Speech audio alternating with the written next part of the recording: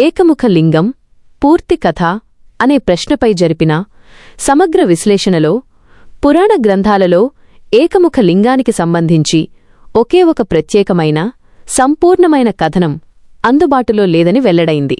బదులుగా ఏకముఖ లింగం అనేది శివుని పంచముఖాల సిద్ధాంతంలో ఒక అంతర్భాగం. ఇది శివుని 5 దివ్యరూపాలలో ఒకటైన తత్పురుష స్వరూపాన్ని సూచించే ఒక లోతైన తాత్విక భావన. వినియోగదారు కోరుకున్న కథ అనేది ఏకముఖ లింగం యొక్క తాత్విక వివరణ, పంచముఖాల పురాణగాథ మరియు శ్రీకాకుళంలోని శ్రీముఖలింగం వంటి ప్రసిద్ధ దేవాలయాల స్థలపురాణాల కలయికగా భావించబడింది. ఈ నివేదిక శివలింగం యొక్క తాత్విక మూలాలను, పంచముఖాల పురాణ కథనాన్ని, ఏకముఖ లింగం యొక్క ప్రత్యేకతలను మరియు దాని ఆరాధనా పద్ధతులను వివరిస్తుంది. అంతేకాకుండా ఏకంబరేశ్వర మరియు శ్రీముఖలింగం వంటి పేర్లుగల దేవాలయాల స్థలపురాణాలను విశ్లేషించడం ద్వారా ఏకముఖ లింగమనే తాత్విక భావనకు, ప్రసిద్ధ దేవాలయాల ప్రాముఖ్యతకు మధ్య ఉన్న సూక్ష్మమైన తేడాలను స్పష్టపరుస్తుంది. ఈ నివేదిక ఒక సాధారణ కథనం కంటే విస్తృతమైన, లోతైన మరియు అధికారిక దృక్పథాన్ని అందిస్తుంది.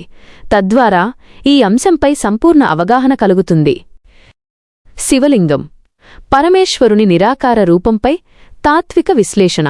శైవ సంప్రదాయంలో శివలింగం అనేది ఒక భౌతిక రూపం మాత్రమే కాదు, అది పరమేశ్వరుని నిరాకార తత్వాన్ని తెలియజేసే ఒక దివ్యమైన సంకేతం.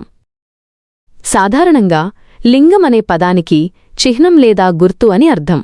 కొన్ని శైవ ఆగమాల ప్రకారం లింగం అనే పదం లిం మరియు గం అనే 2 పదాల కలయికతో ఏర్పడింది.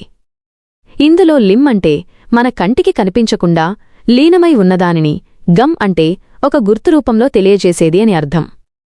ఈ వ్యుత్పత్తి శివలింగం యొక్క అసలైన ఉద్దేశ్యాన్ని స్పష్టం చేస్తుంది. సృష్టికి అతీతమైన, కనిపించని పరబ్రహ్మతత్వాన్ని ఒక చిహ్నం ద్వారా దర్శించుకోవడానికి ఇది ఒక మాధ్యమం. పురాణవచనం ప్రకారం ఈ సృష్టికి పూర్వం ఈ సమస్త విశ్వమంతా అంతులేని మహాజలంతో నిండి ఉండేది. ఆ మహాజలం నుంచి ఒక మహాతేజస్సు ఉత్పన్నమై క్రమంగా లింగరూపాన్ని సంతరించుకుంది. ఈ తేజోమయమైన రూపమే పరబ్రహ్మస్వరూపమైన శివుడు. శివలింగమనేది పురుష, శివ మరియు ప్రకృతి శక్తిల పరస్పర కలయికకు ప్రతీకగా భావించబడుతుంది.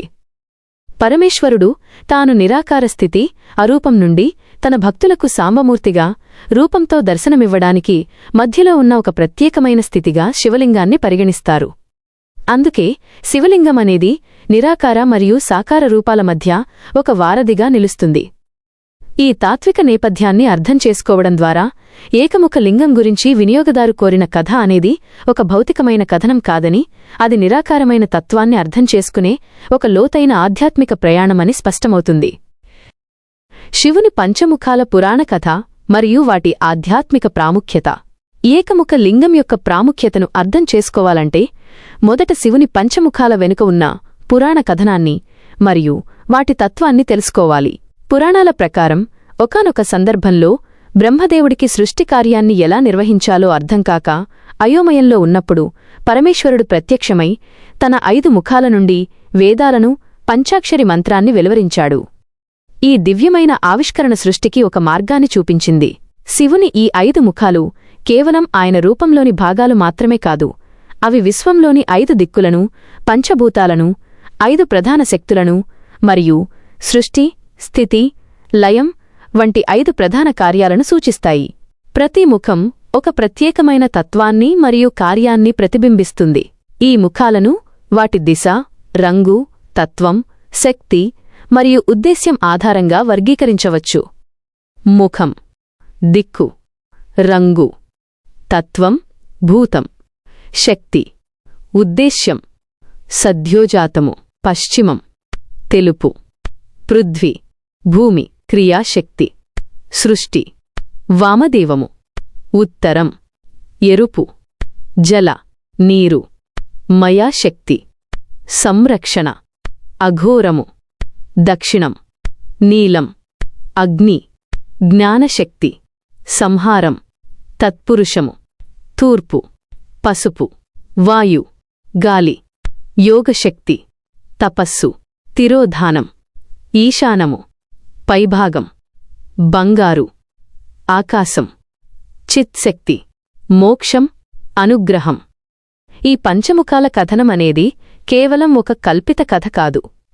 ఇది సృష్టి, స్థితి, లయ, తిరోధానం, జ్ఞానాన్ని దాచిపెట్టడం మరియు అనుగ్రహం, మోక్షాన్ని ప్రసాదించడం అనే 5 విశ్వకార్యాలను పంచకృత్యాలు వివరించే ఒక ఆధ్యాత్మిక నమూనా.